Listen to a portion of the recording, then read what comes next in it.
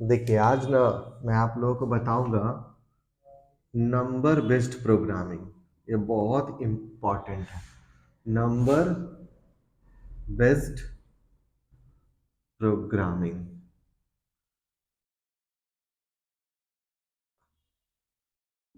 ICSC,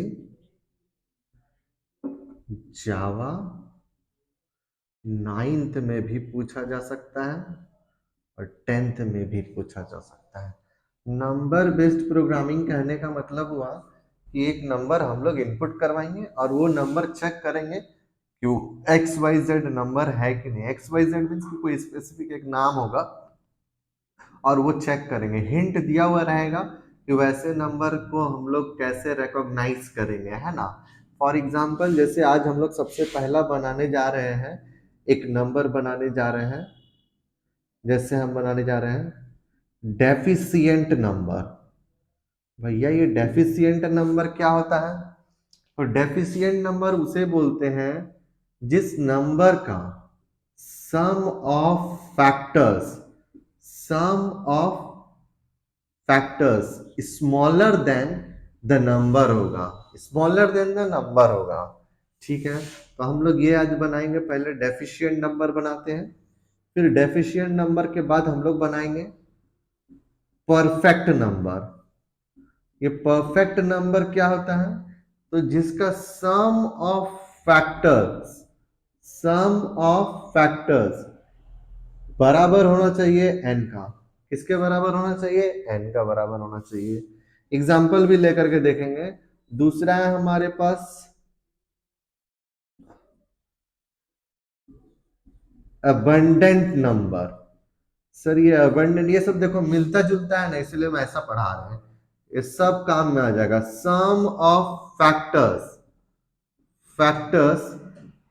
greater than the number होना चाहिए। देखो ना, एक ही से सब बन जाएगा। Deficient number, perfect number, abundant number. तो जैसे हम एक एक नंबर लेते हैं, जैसे 10 लेते हैं। 10 10 का फैक्टर्स कौन कौन सा होगा? तो 10 का फैक्टर 1 होगा, 2 होगा, 5 होगा। 10 नहीं लेना, नंबर को एक्सक्लूड करना है। इन सबको जोड़िए तो कितना आ रहा है? तो इन सबको जोड़े तो 8 आ रहा है। ये जो सम ऑफ फैक्टर्स जो आ रहा है वो 8 आ रहा है। क्या वो स्मॉलर देन द नंबर है? यस, स्मॉलर देन 10 तो है। तो स्मॉलर देन वाला में कौन सा? ये डेफिशिएंट नंबर हो गया। बराबर आता तो क्या हो जाता? जैसे 6 लेते हैं, 6 ने 28 लेते हैं। 28 अगर हम लेते हैं, जरा सा बोर्ड देख लेते हैं, दिख रहा है कि हाँ। 28 अगर लेते हैं, इसका फैक्टर 1 होगा, 2 होगा, 4 होगा, 7 होगा, 14 होगा। 28 को नहीं लेना है, ठीक है। इन सबको जोड़ेंगे तो कितना आ रहा है? 1 + 2 3, 3 + 4 7, 7 + 14, 14 + 14 28 आ गया। तो ये कौन सा नंबर हो जाएगा सर? ये परफेक्ट नंबर हो जाएगा। अब एबंडेंट नंबर लेते हैं, तो एबंडेंट नंबर में जैसे हम ले लेते हैं, जैसे कौन सा नंबर ले लें एबंडेंट नंबर में? 12 लेते हैं। 12 इसका फैक्टर 1 होगा, 2 होगा, 3 होगा, 4 होगा, 6 होगा। 12 को नहीं लेना, सबको जोड़ो तो बाबू कितना हो रहा है? 1 + 2 3, 3 + 3 6, 6 + 4 10, 10 + 6 16। 16 क्या ग्रेटर देन द नंबर है? यस सर, नंबर 12 से बड़ा है। तो ये वाला कौन सा नंबर हो जाएगा? अबंडेंट नंबर हो जाएगा। चलिए, ये तो कॉन्सेप्ट हम लोग समझ गए कि किससे डेफिशिएंट नंबर बोलते हैं, किससे परफेक्ट नंबर बोलते हैं, किससे अबंडेंट नंबर बोलते हैं। अब हम इसका प्रोग्राम बना करके तुम लोगों को समझाते हैं, है ना। देखिए, जब भी नंबर बेस्ड प्रोग्रामिंग हम लोग बनाएंगे ना, तो उसके लिए क्या क्या रखना है हम स्टेप्स बता देते हैं। इन स्टेप्स को फॉलो करिएगा। सबसे पहले आपको स्टेप 1 में क्या करना है? स्टेप 1 में रिक्वायर्ड वेरिएबल्स ले लेना है। रिक्वायर्ड वेरिएबल्स ले लेना है। उसके बाद दूसरा जो काम होगा वो इनपुट कराना होगा। तो इनपुट क्या कराना पड़ेगा? तो सर इनपुट हमको नंबर करवाना पड़ेगा, कोई भी नंबर, एनी नंबर, जैसा कि क्वेश्चन पे दिया गया। थर्ड स्टेप जो होगा वो प्रोसेस का होगा। प्रोसेस में जनरली हम लोग कैलकुलेशन करेंगे और यही सबसे मतलब इसी में सोचना पड़ेगा, है ना। कैलकुलेशन करेंगे यहाँ पे, है ना। कैलकुलेशन करके आपको जो भी कॉन्सेप्ट है वो निकालना पड़ेगा, है ना।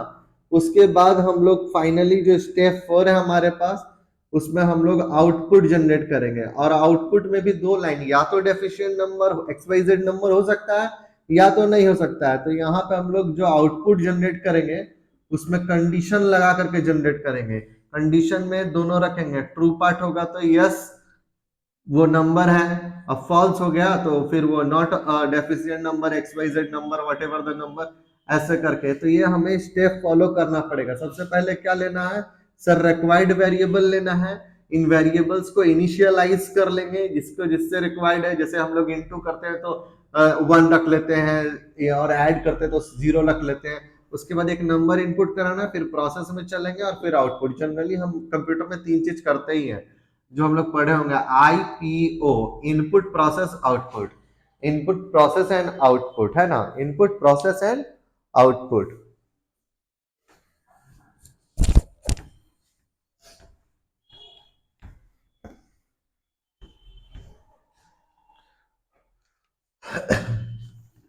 सबसे पहले हम लोग बनाते हैं, देखो हम यहाँ पे ये लिख देते हैं, हम लोग जो बनाने जा रहे हैं डेफिशिएंट नंबर बनाने जा रहे हैं। कौन सा नंबर?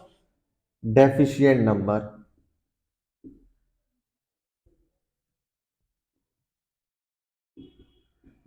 किसे बोलते हैं deficient number? A number whose, क्या बताए थे डेफिशिएंट नंबर में हम, whose sum of factor is smaller than the number।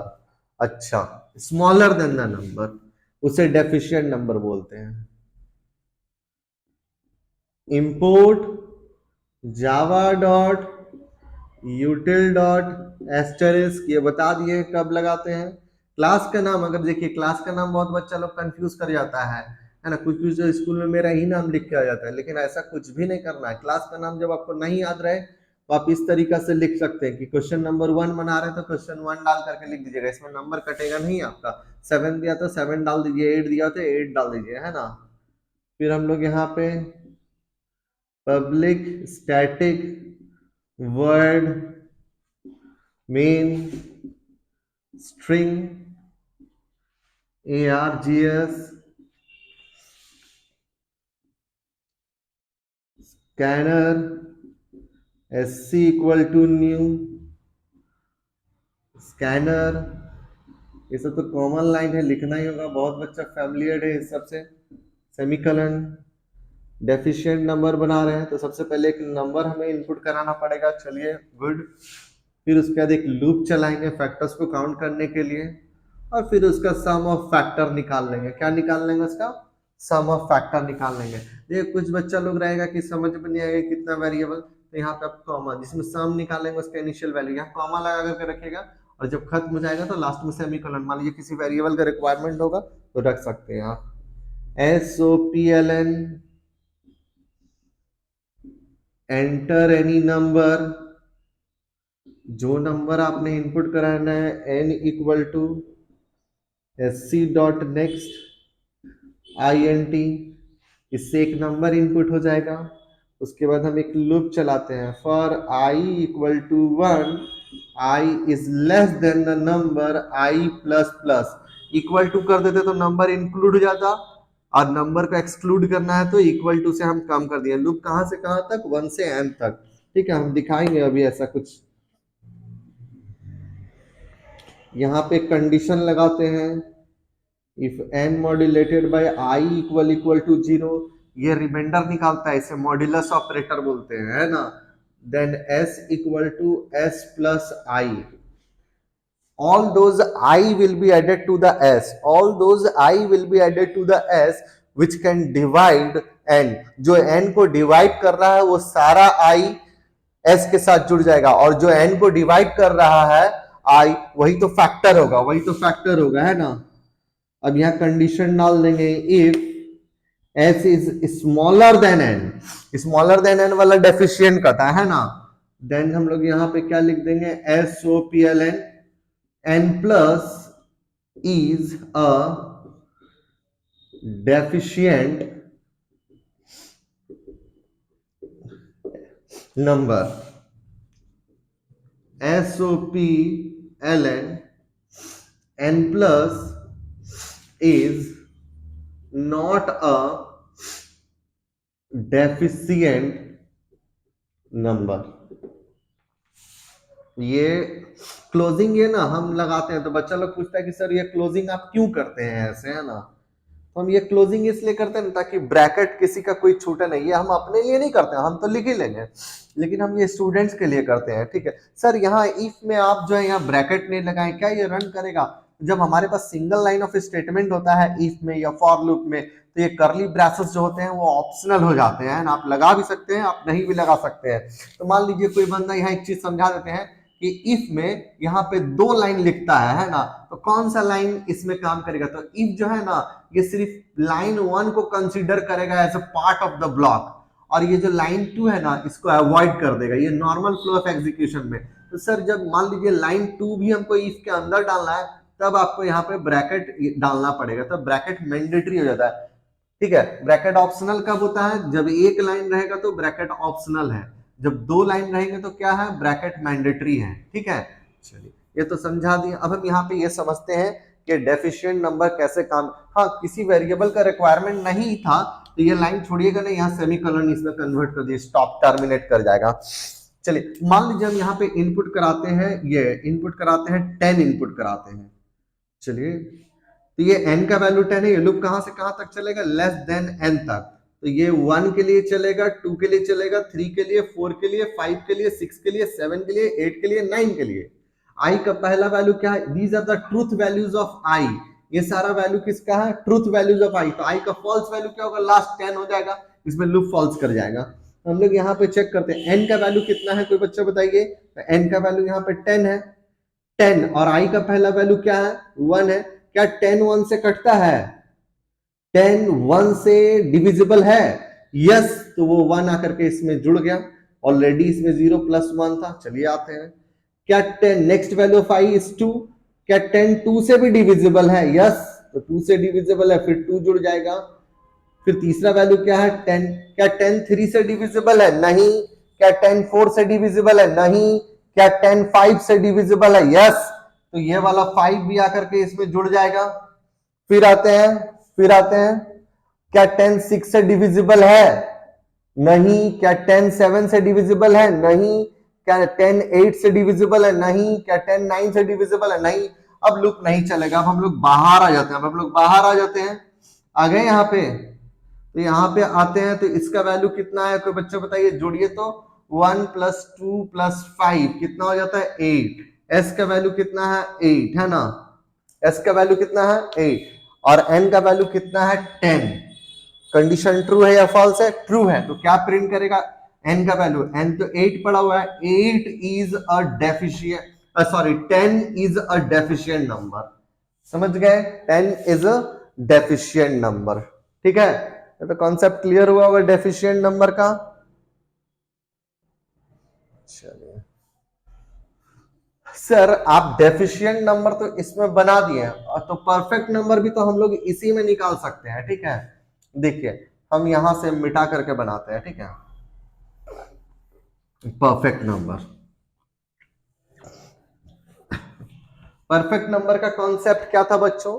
तो सर परफेक्ट नंबर का कॉन्सेप्ट ये था, परफेक्ट नंबर पहले मैं समझा देता हूं, वीडियो देखिएगा तो ऑडियो भी सुन लीजिएगा। परफेक्ट नंबर का कॉन्सेप्ट ये था कि जिस नंबर का sum of factors, factors means divisor, ठीक है, इक्वल इक्वल टू एन हो जाए, मैच कर जाए।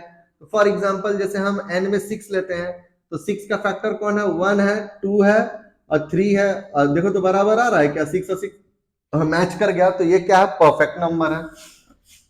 सर ये लास्ट प्रोग्राम से तो बन जाएगा, जैसा आप लास्ट डेफिशिएंट नंबर, तो अब इसको क्वेश्चन नंबर हम लोग यहाँ पे 2 कर देते हैं।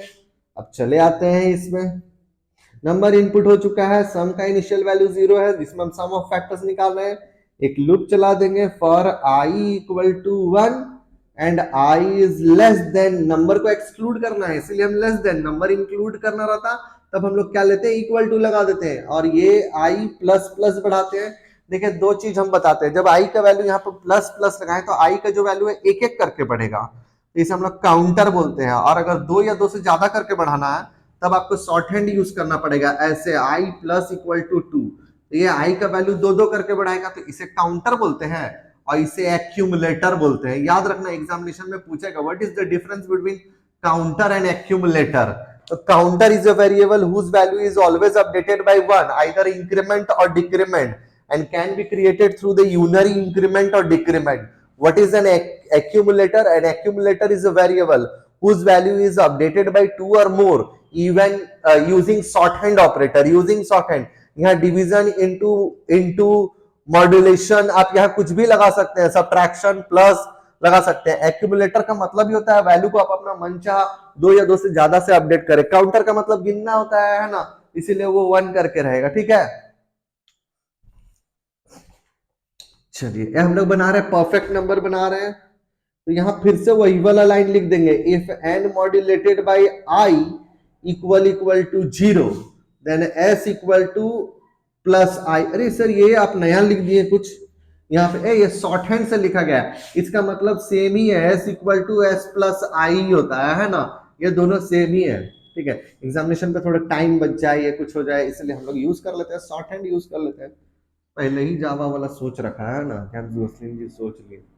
ठीक है, बच्चों लोग शॉर्ट में ही भागेगा, इसीलिए शॉर्ट हैंड बना दिए है ना।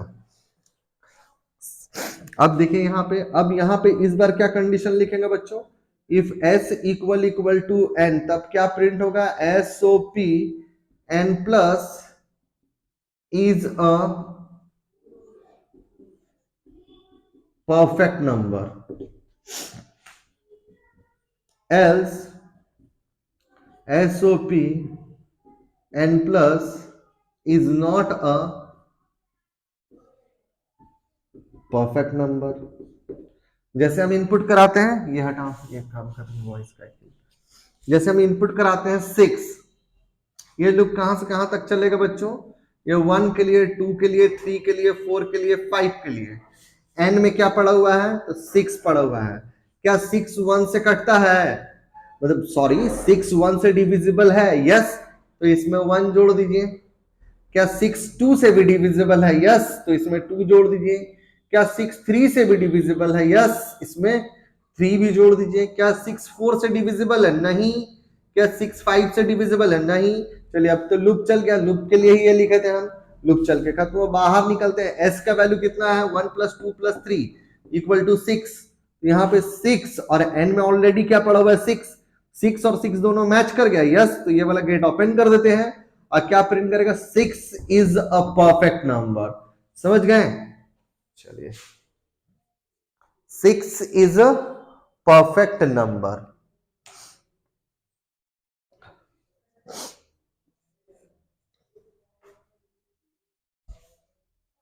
वो अब लास्ट बचा हुआ है अबंडेंट नंबर। हालांकि हमको लगता है कि इतना समझने के बाद बच्चा लोग बना ही लेगा अबंडेंट नंबर। अबंडेंट का कॉन्सेप्ट तो हम लोग फिर भी हम यहाँ पे समझा देते हैं, यहाँ से फिर से हम मिटा देते हैं। ये तो लिख लिया होगा सब लोग, अच्छा वीडियो स्टॉप करके लिखा जा सकता है ना, तो फ्रेम वेस्ट होता है। यह क्लासरूम वाला आदत है ना, क्लासरूम में बच्चे हो गया लिख लिए, पता चलता है कि मेरे से भी पहले लिख कर बैठा हुआ है कुछ बच्चे, हाँ मेरे से पहले गलत लिखता है, जब हम बना लेते हैं फिर उसको सही कर लेता है। फिर लास्ट क्या था हम लोग के पास, abundant number. Abundant number, abundant number क्या होता है, तो सर अबंडेंट नंबर आप हमको बताएं कि जिस नंबर का sum of factors greater than the number होता है, ग्रेटर देन द नंबर होता है, तो कैसे निकलेगा sum of factor greater than the number. कोई नंबर हम सोचे थे, शायद हम 12 लिए थे, है ना, तो 12 का फैक्टर कौन कौन सा होता है, 1 होता है, 2 होता है, 3 होता है, 4 होता है, 6 होता है। सबको जोड़िए तो बाबू कितना जा रहा है, सबको जोड़ेंगे तो सर आ रहा है मेरे ख्याल से 16 आ रहा है, विच इज ग्रेटर देन 12। तो ये वाला नंबर क्या कहलाएगा, अबंडेंट नंबर कहलाएगा, है ना, abundant number.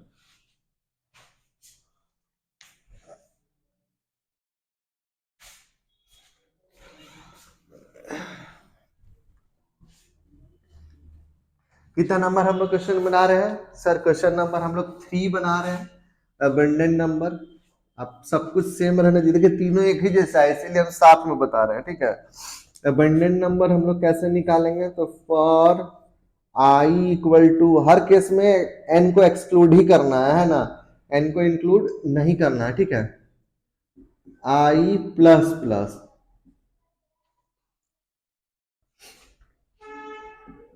if n modulated by I equal to 0, then s equal to s plus I। ये सम ऑफ फैक्टर्स का प्रोग्राम ऐसे ही बनेगा जिस केस में है ना, फैक्टर्स ऐसे ही निकालते हैं।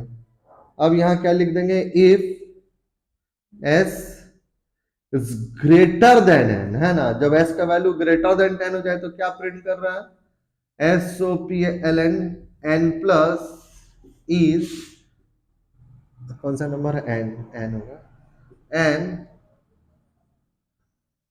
abundant number, else SOP n plus is not an abundant number। Number लेकर के चेकआउट करते हैं। सर 12 ले लीजिए आप। ये लूप किस किस के लिए चलेगा सर, 1 के लिए, 2 के लिए, 3 के लिए, 4 के लिए, 5 के लिए, 6 के लिए, 7 के लिए, 8 के लिए, 9 के लिए, 10 के लिए और 11 के लिए चलेगा। अब n में आपने क्या इनपुट कराया है, 12, यहां सेट कर दीजिए 12। क्या 12 1 से डिविजिबल है, यस 1 जुड़ जाएगा। 2 से डिविजिबल है, यस 2 जुड़ जाएगा। 3 से डिविजिबल है, यस 3 जुड़ जाएगा। 4 से डिविजिबल है, यस 4 से डिविजिबल है, 4 जुड़ जाएगा। 5 से नहीं, 6 से डिविजिबल है, यस तो 6 जुड़ जाएगा। 7 से नहीं, 8 से नहीं, 9 से नहीं, 10 से नहीं, 11 से नहीं। चलिए ये सारा जुड़ गया, सारा वैल्यू जुड़ा हुआ कितना आया था, सब जोड़ करके 16 आ रहा था। अब बाहर निकलते हैं लूप से, क्या 16 ग्रेटर देन 12 है, यस।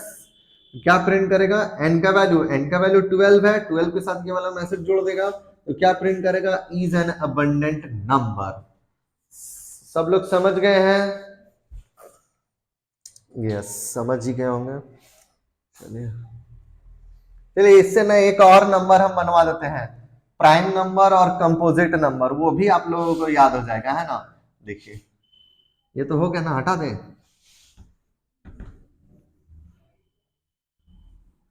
देखिए एक ना हम ना साथ में निकाल देते हैं, है ना। 5 नंबर आप लोगों को बताएंगे हम इस वीडियो में, है ना।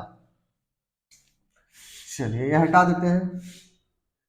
तो यहां पे हम लोग अभी बनाने जा रहे हैं प्राइम अंडर स्कोर कंपोजिट।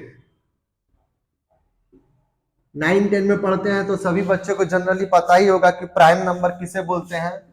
सुनिए अब इसमें फैक्टर्स जो रहेगा, अगर किसी नंबर का फैक्टर 2 आता है, किसी नंबर का फैक्टर 2 मतलब 2 मतलब 2 नहीं, 2 ही फैक्टर हो, जैसे 1 and the number itself and the number, तो वो प्राइम नंबर हो जाएगा। और जिस नंबर का फैक्टर्स जो रहेगा वो 2 से ज्यादा मतलब कि ग्रेटर देन 2 हो जाएगा, वो कंपोजिट हो जाएगा। तो सर मान लीजिए कि जो 2 से जिसका फैक्टर 2 आ रहा है तो वो प्राइम हो जा रहा है, 2 से ज्यादा आ रहा है तो वो कंपोजिट हो जा रहा है। सर ना 2 आए और ना 2 से ज्यादा आए तो नंबर इधर या तो 0 आप ले चुके हैं या तो 1 ले चुके हैं, है ना। ठीक है, चलिए दोनों हम बनाते हैं। हम एक ही प्रोग्राम में तीनों निकाल लेते हैं, तब आपके लिए सुविधा होगा, है ना। अब कुछ नहीं करना है इस बार, तो सम हमें नहीं निकालना है, फैक्टर्स काउंट करना। तो काउंट करने के लिए हम लोग सी लेंगे जिसका इनिशियल वैल्यू रहेगा 0 रहेगा। आइए क्वेश्चन नंबर हम 4 बनाने जा रहे हैं। अब कुछ नहीं करिए, यहां नंबर इनपुट हो चुका है, एंटर एनी नंबर। इस बार लूप चलेगा 1 से लेकर के i is less than equal to n, तो नंबर को इंक्लूड कर लेगा as a factor, as a factor. हम लोग यहां पे लिखेंगे if n modulated by i equal to 0, then यहां काउंटर डाल दीजिए c प्लस प्लस। इस बार ये क्या करेगा, फैक्टर्स को जोड़ेगा नहीं, फैक्टर्स को काउंट करेगा कि कितना है ना। इसको 0 से 1, जब जब ये कंडीशन ट्रू होगा तब तब c प्लस प्लस होगा। ठीक है, अब यहाँ पे हम लोग कंडीशन डालेंगे। कंडीशन यहाँ पे इफ, तो यहाँ थोड़ा जगह कम हो जा रहा है तो हम ना इधर ले जाते हैं, हम यहाँ पे कंडीशन लिखते हैं, समझ जाइएगा ना, ऐसे करके निकला हुआ इधर से, है ना। इफ c इक्वल टू 2 तो प्राइम नंबर हो जाएगा SOPLN, n plus is a prime number. लेकिन ऐसा भी तो हो सकता है सर कि वो ग्रेटर देन हो जाए, तो हम लोग यहाँ पे यूज कर लेंगे else if. C is greater than 2 तब कौन सा नंबर हो जाएगा, मतलब काउंटर काउंट हुआ है 2 से ज्यादा, मतलब फैक्टर काउंट हुआ है 2 से ज्यादा, n plus is a composite number, else SOPLN number is other 0 और 1, यही दोनों नंबर हो सकता है। बस क्लोज कर दीजिए। तो सर आप एक क्लोज, हाँ 2 क्लोजिंग हो गया, ठीक है 2 क्लोजिंग हो गया है। अब जरा ध्यान से देखिए, नंबर सपोज दैट हम यहाँ पे 7 लेते हैं, तो ये लूप कहां से कहां तक चलेगा, 1 से लेकर के 7 तक। 7 किस किस से डिविजिबल है, तो 7 जो डिविजिबल है 1 से और एक बार 7 से, तो ये कंडीशन कितना बार ट्रू हुआ, तो 2 बार ट्रू हुआ, इसका वैल्यू 2 आ जाएगा। क्या 2 equal to 2, then it is a prime number, factor अगर 2 काउंट हुआ तो। और सर अगर मान लीजिए यहाँ पे 6 ले लेते हैं, तो 6 के लिए 6 वाला देखो ध्यान से, है ना, ये कंपोजिट में जाएगा। 6 लेते तो ये 1 से 6 तक चलता, और 6 किस किस से डिविजिबल होता, तो 6 1 से, 2 से, 3 से, 6 से, एक बार, 2 बार, 3 बार, 4 बार, तो ये तो 4 बार ट्रू हो जाता, तो इसका वैल्यू 4 आ जाता। तो 4 इक्वल टू 2 है नहीं, तब इस पे जंप करता, क्या 4 ग्रेटर देन 2 है, यस, तो क्या प्रिंट करता, sir 6 is a composite number. ठीक है, ये बन गया हमारे पास प्राइम और कंपोजिट का प्रोग्राम। प्राइम कंपोजिट या नंबर 0 है या 1 है ना, समझ गए सब लोग। चलिए एक नंबर हम बनाएंगे, एक नंबर हम बनाएंगे, पहले समझा देते हैं बढ़िया से। एक बनाएंगे हम आपके लिए प्रॉनिक नंबर, कौन सा number, PRONIC, pronic number. A number is said to be pronic number which is a product of two consecutive number, which is a product of two consecutive number। देखिए वैसे नंबर जो दो consecutive number के product है ना, दो consecutive number के product है। जैसे 20 हम लोग पढ़ने जा रहे हैं, प्रॉनिक नंबर, जैसे 20 किस किस का प्रोडक्ट है, तो सर 4 और 5 का, 4 इंटू 5 करते हैं तो 20 आ जाता है। अब 4 और 5 जो है ये क्या है, सर कंजिक्यूटिव है ना, तो इस पे ध्यान देना पड़ेगा, जो कंजिक्यूटिव नंबर है इस पे थोड़ा ध्यान देना है ना। तो 0 होगा क्या, यस 0 भी हो जाएगा, इसलिए क्योंकि 0 इंटू 1 0 ही आ रहा है। देखिए इसको बनाने का ना बहुत सारा तरीका है, लेकिन हम 2-3 तरीका है, हम सबसे आसान वाला आपको बताते हैं। ठीक है, सबसे आसान वाला बताते हैं।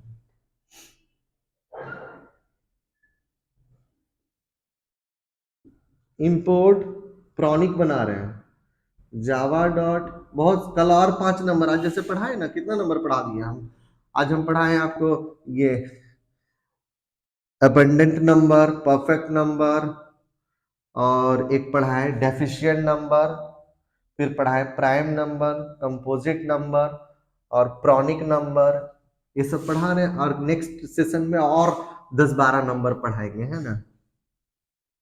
बच्चा लोग को डिमांड था सर कि प्रॉनिक ये नंबर बेस्ड पे आप बना दीजिए ना वीडियो, तो इसलिए हम बना दे रहे हैं pronic number. Public static void main, ये थोड़ा नंबर छोटा हो जाता है, तो ये ना नंबर मेरे ख्याल से इसमें पूछेगा, क्या बोलते हैं 9 में। अब बहुत तकदीर बढ़िया है तो 10th में पूछ दिया, तो मजा ही मजा।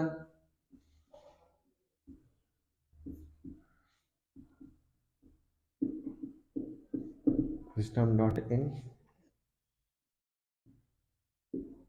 एक n लेते हैं, एक a लेते हैं, यही तो बच्चा लोग थोड़ा इसमें तो प्रैक्टिस चाहिए, है ना। एक b लेते हैं, हाँ b रुके हुए हैं, ठीक है। SOPLN सबसे पहले एक नंबर इनपुट कर लेते हैं, एंटर एनी नंबर, एकदम आसान तरीका बताएंगे आप लोगों को। नेक्स्ट INT, ठीक है। a इक्वल टू जो नंबर हम इनपुट करा रहे हैं ना, उसका हम लोग स्क्वायर रूट निकाल लेते हैं, मैथ डॉट SQRT n, तो n का स्क्वायर रूट, तो ये तो पॉइंट में आ जाएगा, इसीलिए इसके आगे आईएनटी लगा देंगे। इसको एक्सप्लिसिट टाइप कन्वर्जन बोलते हैं, इसको एक्सप्लिसिट टाइप कन्वर्जन। अगर किसी को नहीं आता है इम्प्लिसिट और एक्सप्लिसिट टाइप कन्वर्जन, तो इसी वीडियो में आप हमें कमेंट डाल दीजिए या रिव्यू कुछ भी डालना है कि सर वो वाला का एक वीडियो बना दीजिए कन्वर्जन का, तो हम बना देंगे और बढ़िया से समझा देंगे, है ना। तो हम तो कोशिश करेंगे अपने तरफ से बढ़िया समझाने। आपको समझ में आया कि नहीं आया वो हमको पता नहीं चल पाता है यूट्यूब में, है ना। स्क्वायर रूट निकालनी है। अब बी में क्या करेंगे हम लोग, यहाँ पे a into A plus one ये कर दिए। अब यहां पे लिखते हैं इफ, इधर जगह नहीं है तो उधर ही लिख देते हैं, if b equal to n, SOP n plus is pronic. बहुत ही आसानी से हम बना दिए नंबर, देखिए, है ना। एल्स बच्चा लोग सोचेगा बहुत ये इजी लगेगा, is not a pronic number. हम चेक करते हैं, ठीक है।